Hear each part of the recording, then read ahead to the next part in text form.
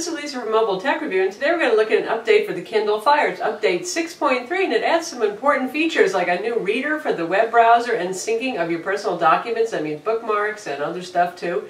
And we're going to take a look at it now. So just yesterday, the Kindle Fire got an update to version 6.3 of the firmware. And we don't usually cover Kindle Fire updates every single one, but this adds a lot of new features and some stuff people have been asking for. It's a pretty major one, so we thought we would cover it. First off, for those of you who rooted your Kindles, you can indeed root this version as well. And we used just a temporary root actually, so we get stuff like the Android Market on here, and that was no problem whatsoever when we installed our update. But for those of you who care about that kind of thing, it will remove root when you update it, but you can reroute it. And you know where to go look for that stuff, places like XDA developers. Okay, end of geeky public service message. Now we're going to look at some new features here. First, we're going to look at a book, and this is a Amazon Kindle book downloaded from their service, and we've got a couple of new features here, like sharing. So if we press and hold, so we want to share this passage right here, and we can choose share, and you can share it with Twitter, Facebook, or with the Amazon Kindle community. I know a lot of people had wanted that, especially with the Facebook sharing, so well, there you go. It's as easy as doing that now. Pretty cool. Also, while we're in the book, you can see we now have the book extras, the Shelfari feature, which is cool. Now, this really depends on how much information Amazon has in the Shelfari database for a given book. But you can see here we've got character information, organizations that are mentioned inside of the book, whatever they've got, synopses, anything else, it'll show you here now. So you don't have to have an E in Kindle to get that feature. Also very nice.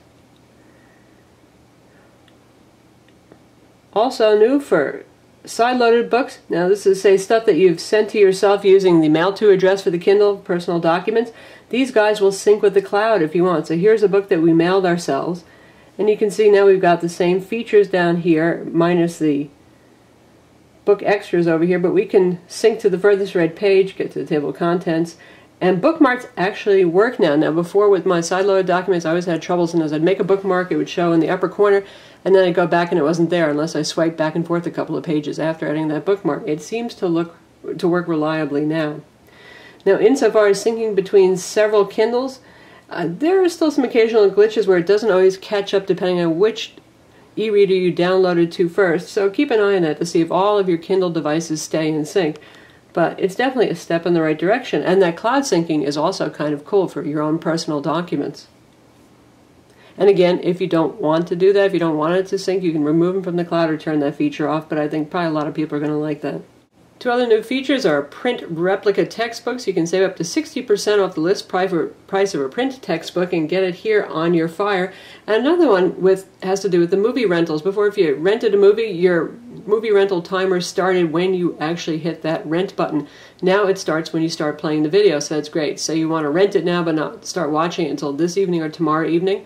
No problem. The counter will actually start timing down on you once you start playing that video back. Good stuff there. Amazon has also changed the keyboard layout a little bit based on user feedback, and we'll tap search here so you can see it here in portrait mode, and you can see that they've changed the spacebar a little bit and got rid of some of the punctuation keys. Now don't worry about that. If you're missing your comma button, you can see there's little alternates right there, so you can just press and hold on the period button and you can get all the punctuation there.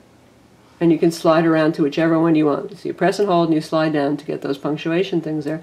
But overall, I think the keyboard has improved with this. Also, you can see you've got the punctuation line up here are quickly available, though sometimes autocomplete may wipe that out. What isn't here that people would still love to have, there's still no on-device collections. That means organization still is not at its best here on-device. And by default, the Amazon App Store now silently downloads and installs updates without telling you, unless permissions have changed. Then it's going to let you know. So if you would rather decide which updates you want to have download, or be notified at least if that's happened, you can go into your settings for the App Store and tell it to do so. Inside the web browser, we have some neat features. I'm going to show you the new reading view. And also, by default, Flash is now turned off in your browser settings, but you can turn that back on. And we'll go into the web browser now so you can see. So now you notice we've got one of our review pages loaded for the Samsung Galaxy Tab 7.7 Android tablet. You see the little eyeglass symbol here? This is your reading view. And this works a lot like the reader view on iOS, but I actually like it a little bit better. I find it's a little bit works with more web pages. With Reader, for example, on our own site, we use very simple layouts. The iOS Reader version often just quits after the first column and doesn't give you the whole article. This one does pretty reliably, and it's a very readable look. Now, the thing that's not consistent about it is that it will sometimes pull down images and sometimes won't. And if you're looking at sites that have multi-page articles, sometimes it won't get all those pages in order. But it's definitely a good first start, and it works pretty well for pages that have everything you want on a single page to start with. Obviously, much more readable text works nicely in portrait mode as well. There is no pinch zooming there. They just try to give you what they think is a readable view to start with. And the text is not so super huge, so those of you who don't have the greatest eyes might still find that a little bit small to read. Probably in the future they'll add some more features to that. Also, now for those of you who aren't familiar where the settings are for things like turning on the plugins, here's the Enable Flash one, and you can just tap on that, and I've already turned it to be always on. And you can set it to be on demand or leave it to off if you really hate Flash for some reason. And one last thing to mention, well, I'm sorry, there are still no traditional page numbers available as an option that you might find in some of the newer Kindle e-ink readers. You're just going to have those Amazon location numbers still. So for those of you who are really into page numbers, we're not there yet with the Kindle Fire. But still, overall, a very good update for a still really nice e-reader, movie player. A basic Android tablet for $199 is available from Amazon. In fact, they're selling refurbs for $169 now.